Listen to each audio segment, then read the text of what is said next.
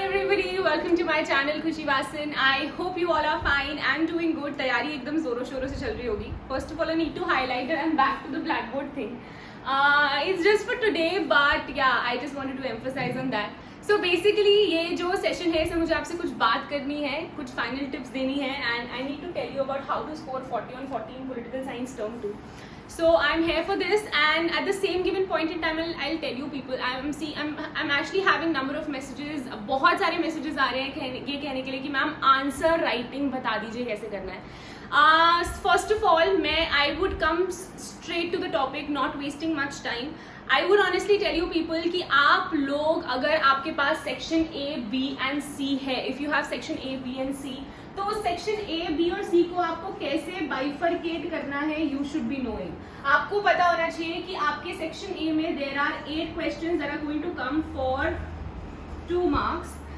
In section B there are 3 questions going to come for 4 marks, and in section C there are somewhere around 2 questions that are going to come for 6 marks. Everybody is aware about this thing. Now what you have to do, आपको कौन सा section पहले जो है वो cover करना है. So I would honestly tell you people to cover section C because section C has 12 marks.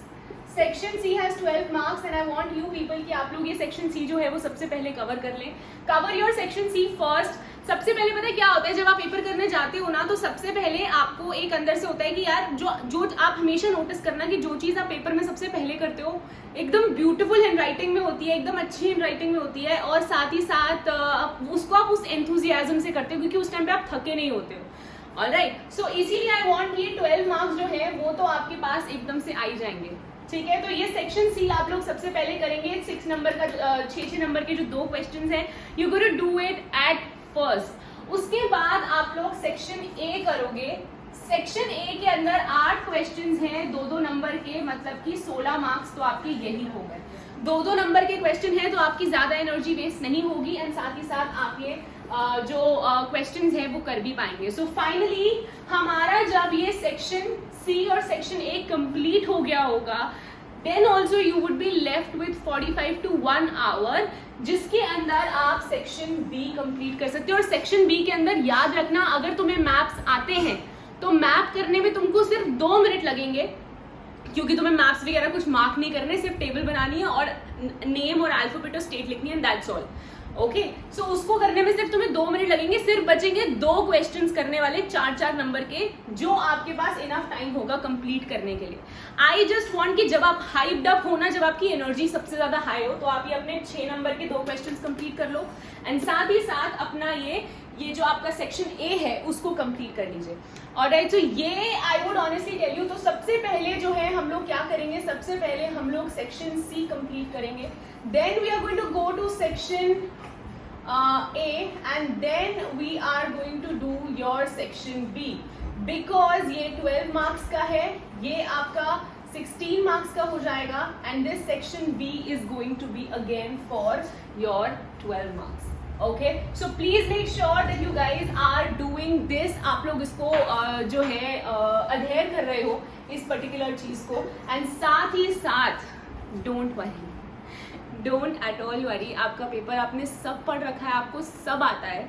Okay, you just have to make sure कि आप लोग क्या कर रहे हैं. आप लोग see, the only thing that I tell you is, मैंने बहुत बार हमेशा ये बात बोली है कि जितना आप टीचर को कम कंपेल करोगे अपना पेपर पढ़ने के लिए, और जितनी आपकी हेडिंग्स क्लियर होंगी.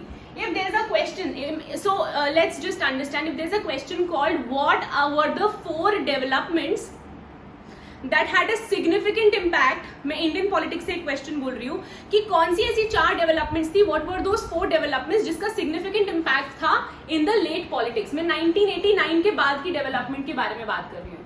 अगर ये क्वेश्चन तुम्हें 6 नंबर का आता है तो तुम इसको कैसे कंप्लीट करोगे.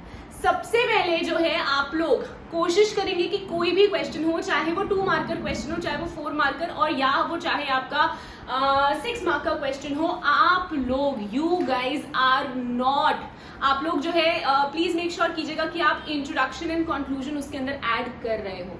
Please make sure that you guys are adding the और पता है कुछ क्वेश्चंस ऐसे होते हैं जिसके अंदर ना आप इंट्रोडक्शन ऐड कर सकते हो ना कंक्लूजन ऐड कर सकते हो, that's very very fine, but जिसमें आप कर सकते हो प्लीज मेक श्योर कि आप कर रहे हैं। साथ ही साथ आप लोग, मैं हमेशा कहती हूँ, मैं हमेशा जब भी लिखती हूँ ना तब मैंने अपने दिमाग में भी ये चीज फ्रेम कर ली है कि यार अगर मैं कुछ लिख रही हूँ कि for example if I am writing a statement, मुझे अगर किसी वर्ड को एम्फसाइज करना है मैं उसको कैपिटल में कर लेती हूँ, ठीक है। आपका अपना तरीका हो सकता है एम्फसाइज करने का। आपको अगर एक वर्ड को एम्फसाइज करना है तो आप उसको अंडरलाइन कर सकते हो, आपको अगर अपने एक वर्ड को एम्फसाइज करना है तो आप उसको कैपिटल कर सकते हो। So you have your own way to emphasise the words. And second and most important thing, आप लोग सब हेडिंग्स डालना भूल जाते हो। सब हेडिंग्स आर वेरी इंपॉर्टेंट। आप मेरे जितने नोट्स देख लो, सब में अगर मैंने आप लोगों को क्वेश्चन और आंसर फॉर्मेट में कोई चीज दी है तो मैंने हमेशा से एक सब हेडिंग डाली है, उसके बाद फिर मैंने लिखा है, ठीक है। सो अगर जैसे फॉर एग्जाम्पल अगर आपसे क्वेश्चन पूछा जाता है कि व्हाट वर द 4 डेवलपमेंट्स, कौन सी ऐसी 4 डेवलपमेंट्स थी जिसका लॉन्ग लास्टिंग इम्पैक्ट था 1990s के बाद की पॉलिटिक्स पे, तो क्या होगा भाई आप लोगों का? End of Congress system. तो सबसे पहली हेडिंग आएगी एंड ऑफ कांग्रेस सिस्टम, और साथ ही साथ एरा ऑफ कोalition स्टार्ट हो गया था। उसके बाद आपकी दूसरी, इसके बाद तुम अपना मैटर लिखोगे यहाँ पे, ठीक है। You going to underline this thing and you going to write the next matter. Next जो आपकी हेडिंग आएगी मैटर लिखने के बाद वो कौन सी आएगी? For example it is introduction of new economic policy, ठीक है। So introduction of new economic policy, जो liberalisation, privatisation and globalisation introduce हुआ था। सो इंट्रोडक्शन ऑफ NEP, ये लिख सकते हो आप, ओके। उसके बाद इसका मैटर लिखने के बाद अब देखो एक टीचर है, if I am checking the paper, मैं क्या देखूंगी? मैं देखूंगी कि यार बच्चे ने हेडिंग लिख रखी है, मतलब उसका कंटेंट भी मैं उसको the student has compelled me less कि मैं उसका पेपर खोल के पढ़ूं, समझ रहे हो? So that is what you need to understand कि if your headings are clear, the teacher is not going to cut your marks as the teacher is going to cut when your headings are not written. That is something which is very important. Introduction, if you can write an introduction, you should be writing. If there is a subheading to give, you should always be giving a subheading. And अब बच्चे मुझसे पूछ रहे हैं marking scheme के बारे में। People are asking me कि कितने क्वेश्चन, मतलब फॉर एग्जाम्पल अगर 2 नंबर का क्वेश्चन है तो 2 नंबर के क्वेश्चन में हमें कितना लिखना है, या फॉर दैट मैटर 4 नंबर के क्वेश्चन में हमें कितना लिखना है, या आपके 6 नंबर के क्वेश्चन में हमें कितना लिखना है। तो आपको ये बात समझनी पड़ेगी कि अगर आप 2 नंबर का क्वेश्चन लिख रहे हैं तो CBSE ने क्या गाइडलाइंस दी है? CBSE ने बोला है कि अगर आप 2 नंबर का क्वेश्चन लिख रहे हैं तो आपको 50 वर्ड्स ईच लिखने हैं। मैंने बार बार बोला है आप लोगों को कि 50 वर्ड्स।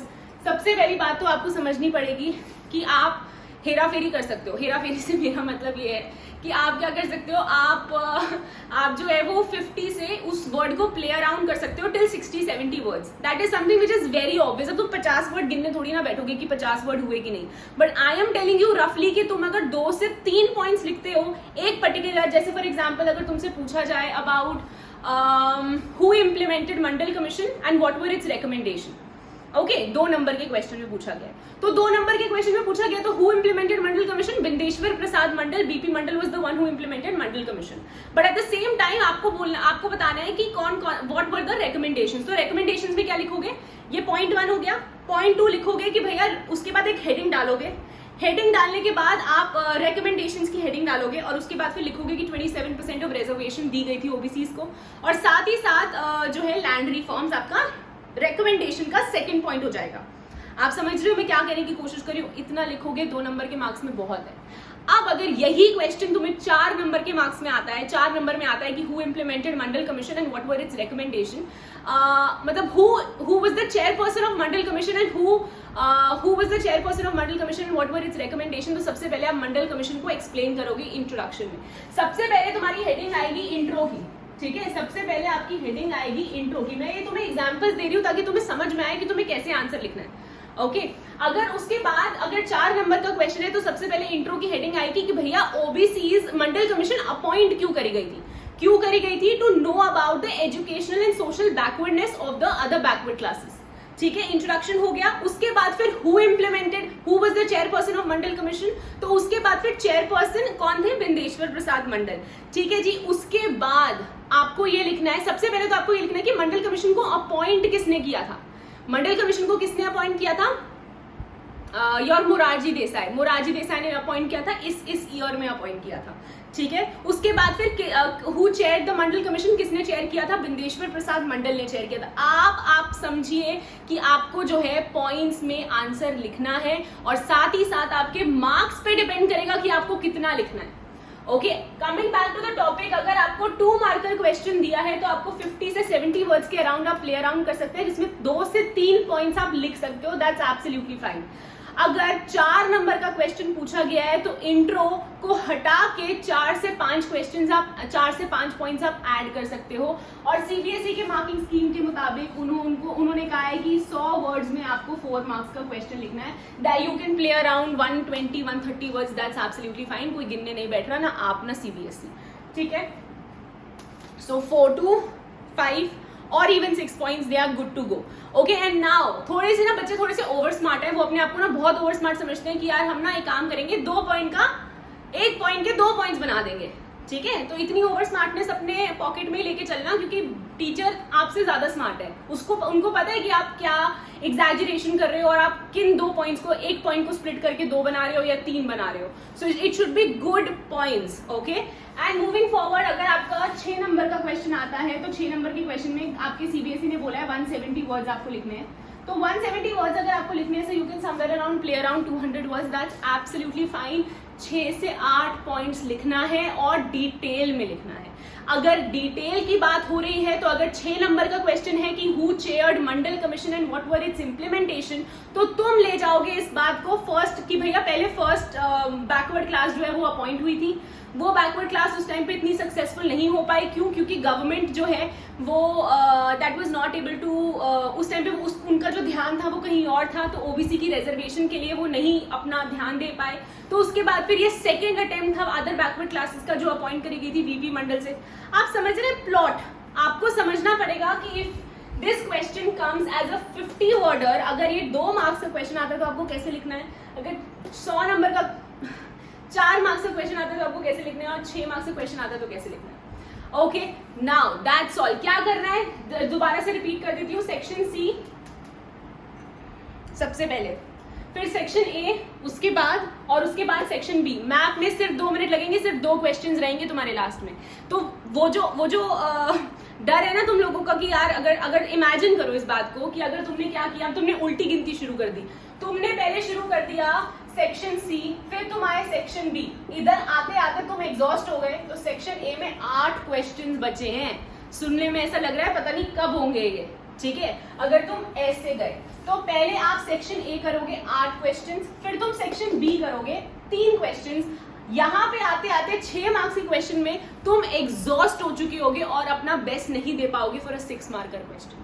तो इसीलिए I am telling you do section C first, then section A and then section B, and that is going to help you. And कुछ बच्चे अब ये भी बोलेंगे मैम सेक्शन ए का एक क्वेश्चन कर लेते हैं फिर सेक्शन बी का एक क्वेश्चन कर लेते हैं, तो प्लीज मत करना, ठीक है। आपको एक सेक्शन के सारे क्वेश्चंस एक साथ करने हैं, फिर दूसरे सेक्शन पे जाना है। ओके, ये सिली क्वेश्चंस मत पूछा करो प्लीज यार। So I hope it is clear with everyone and I wish you guys all the good luck for your paper. तुम लोगों के साथ साथ मुझे भी थोड़ी सी एंजाइटी हो रही है, but still I tell you people, I suggest you people की टेंशन लेने से कुछ भी नहीं होगा। आप लोग अपना बेस्ट दे रहे हो एंड हम लोगों ने सब पढ़ रखा है, मतलब आपने कंपेयर भी करा होगा यार अपने स्कूल फ्रेंड्स से एंड सब चीज़ों से। हमने जितने एरे टॉपिक्स रटे हैं, मतलब लर्न करे हैं, हमने जितना जो है क्वेश्चन आंसर्स करे हैं, दैट इज समथिंग जो it is very rare. So please make sure that you guys are giving your best. Don't worry at all. Subheadings, introduction, conclusion, knowing where to write, when to stop. Don't exaggerate your question. ऐसा नहीं है कि 6 number के question में तुम 8 पन्ने भर रहे हो या 4 पन्ने भर रहे हो. Not required. CBSE is asking you to give to the point answers, but at the same time you should be knowing where to exaggerate and when to not. Okay, so I hope it is clear with everybody and thank you very much for joining and seeing the video, and I'm so grateful for all the love that you guys are showering until now, and lots of love to you people. I hope that this explains and sums up whatever I have taught, and good luck to you. My wishes are always there, and lots of love, lots of blessings, and take care everybody, and कोई भी doubt है comment section में डाल देना. Bye bye, take care.